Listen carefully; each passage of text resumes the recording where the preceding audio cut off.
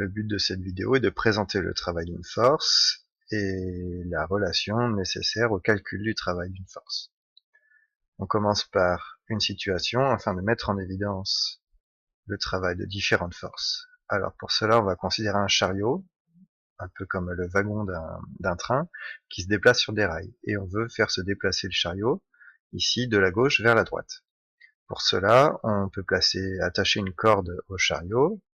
Dans un premier cas, on va considérer que la corde est attachée à l'avant, et qu'en tirant sur la corde, eh bien, on exerce une force F qui soit parallèle au rail et orientée dans le sens souhaité de déplacement. Dans le deuxième cas, on peut considérer qu'on attache une corde au centre du chariot et qu'on essaie de tirer le chariot ici vers le bas du schéma en exerçant une force F2. Et enfin, un troisième cas où on considère que la corde est attachée à l'arrière du chariot et qu'en tirant sur la corde, on exerce une force qui est orientée cette fois-ci vers la gauche, c'est-à-dire en sens opposé au sens souhaité du déplacement. Alors si on représente par une flèche grise le sens de déplacement souhaité, eh bien on s'aperçoit dans le troisième cas que la force et le déplacement sont dans des sens opposés et qu'il existe un angle plat, un angle de 180 degrés entre ces deux sens. Dans le cas numéro 2, le sens de déplacement et le sens de la force, eh bien il existe un angle de 90 degrés entre ces deux sens. Et dans le premier cas, cette fois-ci, le sens de déplacement et le sens de la force sont confondus. L'angle est égal à 0 degré. Dans le troisième cas, eh bien, si la force s'applique, elle s'oppose au mouvement, c'est-à-dire qu'elle va permettre le déplacement du chariot en sens opposé au sens souhaité. Tout cela parce que l'angle est égal à 180 degrés entre la force et le déplacement souhaité. On dit ici que le travail de la force est résistant, puisque la force s'oppose au mouvement. Dans le deuxième cas, la force, cette fois-ci, ne permet aucun mouvement, puisque le mouvement peut se faire soit vers la gauche, soit vers la droite, en tirant sur un côté du chariot, à angle droit, par rapport au sens souhaité, eh bien, aucun déplacement n'est permis. Dans ce cas-là, c'est dû au fait que l'angle entre la force et le déplacement souhaité est de 90 degrés. On dit ici que le travail de la force est nul, il n'a aucune conséquence, aucun déplacement n'est permis.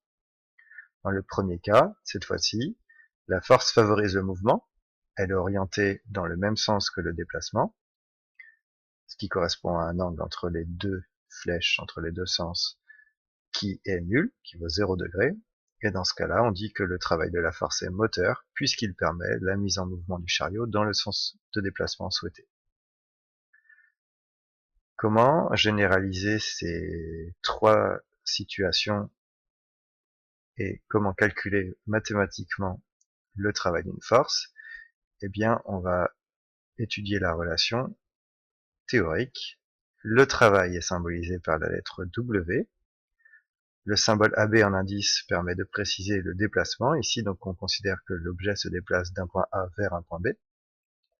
Et on précise entre parenthèses la force dont on calcule le travail. Voilà, WAB de F représente le travail de la force F sur le déplacement AB.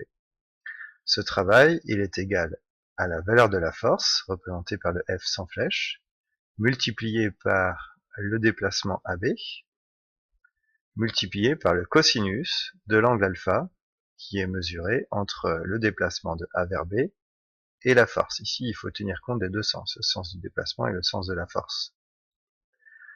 Pour que cette relation soit correcte, il faut que les unités des grandeurs qui interviennent dans la relation soient cohérentes. Pour cela, le travail est exprimé en joules, la force doit être exprimée en newton, le déplacement doit être exprimé en mètres, et l'angle alpha doit être exprimé dans une unité d'angle. Attention, avec la calculatrice, il faut utiliser la fonction cosinus, et il faut bien que dans la calculatrice, les angles soient exprimés, par exemple, en degrés, pour que ce soit valable. C'est une source d'erreur très courante. Alors, si maintenant on reprend les trois situations précédentes et qu'on essaye de comparer les trois situations avec cette relation qui permet de calculer le travail de la force, eh bien, dans le cas numéro 1, on avait un angle qui valait 0 degré, et le cosinus de 0 degré est égal à 1, c'est un résultat qui est positif. Par conséquent, si on calcule complètement le travail de la force, eh bien, sa valeur sera positive. Dans le cas numéro 2, l'angle valait 90 degrés entre la force et le déplacement souhaité. Le cosinus de 90 degrés vaut 0. Par conséquent, le calcul du travail de la force donnera un résultat nul. Le travail de la force sera égal à 0 joule. Et enfin, dans le troisième cas, l'angle entre la force et le déplacement vaut 180 degrés. Le calcul du cosinus de 180 degrés donne moins 1, c'est-à-dire une valeur négative. Eh bien, le calcul du travail de la force donnera un résultat négatif. Le travail de la force sera négatif. En résumé, quand le travail de la force est moteur, c'est que la force est orientée dans le sens du déplacement. Le travail est positif, c'est le cas numéro 1.